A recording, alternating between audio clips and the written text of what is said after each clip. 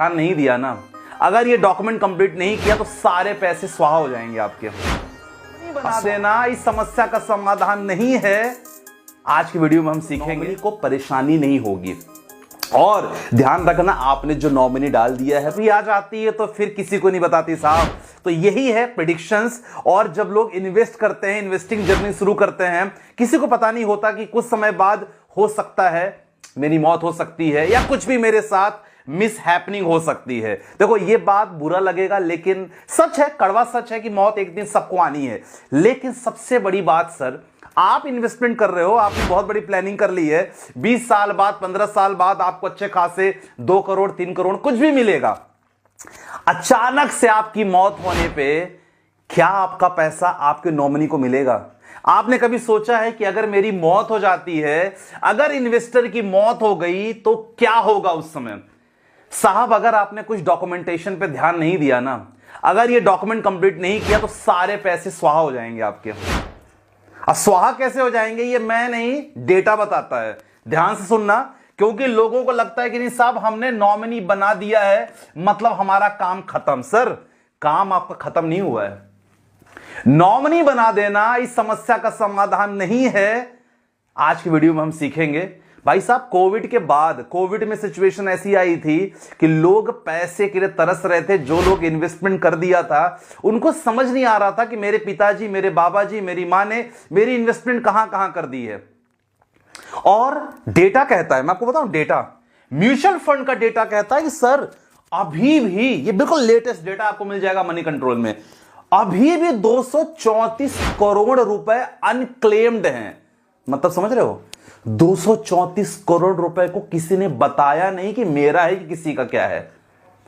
सोचो, अभी भी म्यूचुअल फंड कंपनी के पास है, वो लोग इन्वेस्टमेंट ऑलरेडी मार्केट में कर दिया है उन्होंने। क्योंकि रूल होता है कि अगर आप क्लेम नहीं करते ना तो आपका पैसा पूरा mutual fund company stock market में इन्वेस्टेड की रहती है। यह केवल म्यूचुअल फंड की कहानी है सर, स्टॉक मार्केट में और ज्यादा कहानी है। स्टॉक मार्केट में 918 करोड़ से ज्यादा पैसा अनक्लेम्ड है। सोचो, लोगों को पता ही नहीं है यार कि मेरे पिताजी ने इतना इन्वेस्टमेंट कर दिया था या मेरे ताऊ जी ने इतना इन्वेस्टमेंट कर दिया था, ताऊ जी की डेथ हो गई, भाई साहब कुछ पता ही नहीं चला क्या हुआ। इसीलिए आज की वीडियो आपके लिए बहुत इंपॉर्टेंट है कि इंपॉर्टेंट केवल नॉमिनी बना देना सब कुछ नहीं है सर, कि आपने सोचा कि आपने नॉमिनी बना दिया आपका सब कुछ हो जाएगा। नॉमिनी केवल आपका क्या होता है कि आपके जितने भी म्यूचुअल फंड्स, स्टॉक मार्केट पे जो भी इन्वेस्टमेंट है वो केवल आपकी देखरेख करता है। तो वीडियो पूरा इंपॉर्टेंट देखना, थोड़ा बड़ी इंटरेस्टिंग वीडियो होने वाली है। हम लोग जीवन भर इन्वेस्टमेंट करते हैं, ये नहीं सोचते कि अगर मेरी मृत्यु हो जाएगी तो मेरे चाहने वालों को, मेरे बच्चों को, मेरी बीवी को ये पैसे कैसे मिलेंगे। क्या इंपॉर्टेंट डॉक्यूमेंटेशन आपके लिए बहुत जरूरी रहेगा। ये वीडियो के लास्ट में आपको पता भी चल जाएगा। प्रोसेस, एक एक प्रोसेस मैं आपको समझा रहा हूं। एक चीज सबसे पहले समझो कि सर आपने अगर नॉमिनी किया है ना तो नॉमिनी केवल एक ट्रस्टी होता है।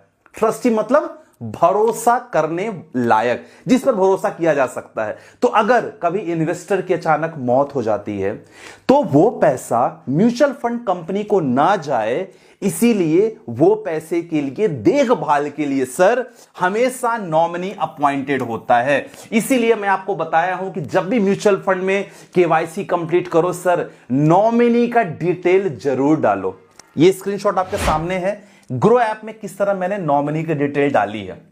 और नॉमिनी की डिटेल के साथ साथ आधार कार्ड वगैरह, उसका पैन कार्ड वगैरह भी अपलोड चाहो तो कर सकते हो, नहीं तो म्यूचुअल फंड की एएमसी की वेबसाइट में जाके आप सबमिट कर सकते हो, सो दैट आपको कभी दिक्कत ना हो। अब कुछ आंकड़े आपको बड़े चौंकाने वाले मिलेंगे। देखो, म्यूचुअल फंड इन्वेस्टमेंट हमको पता है कि नॉमिनी की डिटेल्स आपको जरूर भरना चाहिए। और सबसे इंपॉर्टेंट है कि नॉमिनी का full name as per the Aadhaar card, nominee का एज, नॉमिनी का डेट ऑफ बर्थ, नॉमिनी के साथ आपका क्या रिलेशन है, ये इंपॉर्टेंट सबसे पहला भरना है। ऑलरेडी मैंने आपको बता दिया कि नॉमिनी मतलब मालिक नहीं होता है, नॉमिनी केवल होता है कि आपके जाने के बाद आपके पैसे का केवल देख रेख कर रहा है। इसीलिए सबसे इंपॉर्टेंट क्या फैक्टर है कि सर वसीयत जरूर बनवाएं।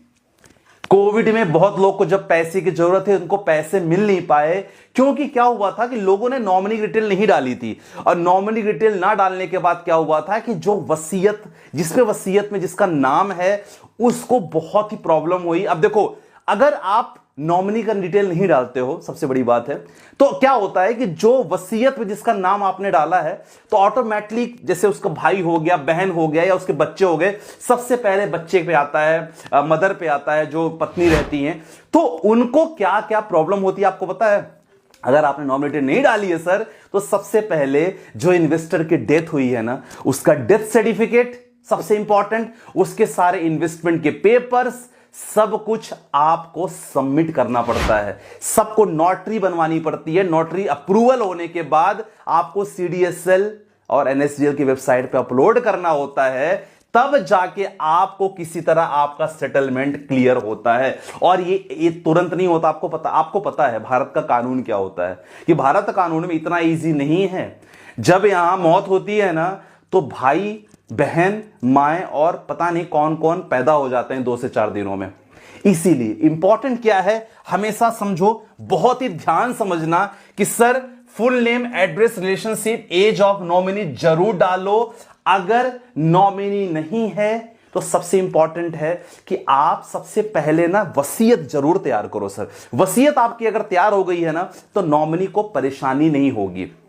और ध्यान रखना, आपने जो नॉमिनी डाल दिया है तो वो हमेशा नॉमिनी आपका वारिस नहीं होता। इसलिए इंपॉर्टेंट है, वसीयत को लेके मैं क्यों कह रहा हूं कि वसीयत जरूर बनवाओ। और ये तो हो गया म्यूचुअल फंड में, लेकिन आपको पता है जो लोग शेयर मार्केट में रहते हैं ना, तो शेयर मार्केट में आपका सबसे इंपॉर्टेंट होता है कि आपका वसीयत के साथ साथ आपको एनएसडीएल और नोटरी में भी आपको नोटिफाई करना होता है।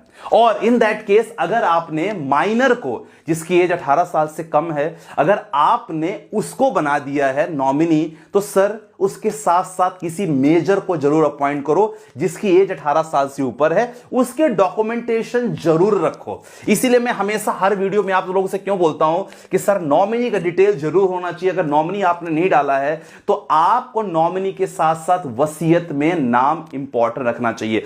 वसीयत आपको कहीं भी नोटरी में जाओ, किसी के पास जाओगे तो आपको बना देगा। लेकिन द थिंग इज दैट, जो डेटा मैंने आपके सामने प्रेजेंट किया है ना, ये डेटा बहुत ही डरावना है। तो इस डेटा में ऐसा ना हो कि सब ऐसा हो कि आपका अनक्लेम अमाउंट निकल जाए, आप पता चला कि आपने इन्वेस्ट किया लेकिन आप भटक रहे हो अपने ही पैसे लेने के लिए।